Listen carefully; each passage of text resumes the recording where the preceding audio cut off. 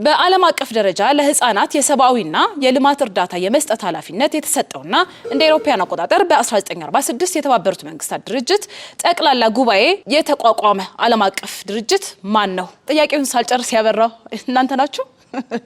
እሺ እንግዲህ ይሄ ዙር እቺኛዋ ጥያቄ ተዘላችሁና ወደዚህኛው ቀጥታ አሻግራለሁ ማለት ነው። በኢትዮጵያ ስነ ጽሁፍ ታሪክ የሚታወቁት በአማርኛ ቋንቋ ገጣሚነታቸው ነው። ምሁራን እንደመሰከሩላቸውም የመጀመሪያው የአማርኛ ገጣሚ ናቸው።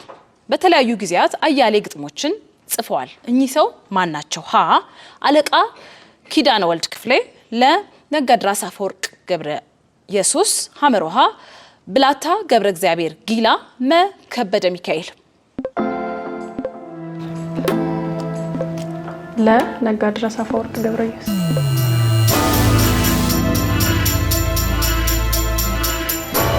በምስሉ ላይ የምትመለከቱት ፒራሚድ ምን ተብሎ ይጠራል? ይህ በምስሉ ላይ የምትመለከቱት ተራራ ምን ተብሎ ይጠራል?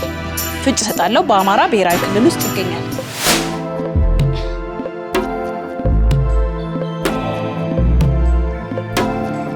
ቁስል ማሰር፣ እግር መቆረጥ፣